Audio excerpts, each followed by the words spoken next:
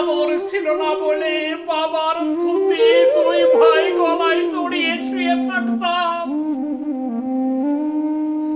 একবার মনে করে দেখো দাদা,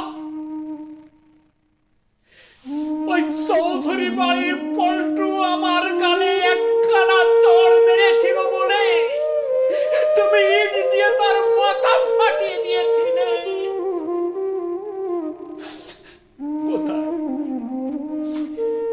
কোথায় হারিয়ে গেল আমার সেই ছোট্টবেলার দাদা? আমার দাদা হারিয়ে গেছে যুগ যুগান্তে অতল অন্ধকারে। এই পৃথিবীর কোণে কোণে খুঁজলে আমি পাবো না আমার সেই ছোট্টবেলার দাদাকে। আমি পাবো না।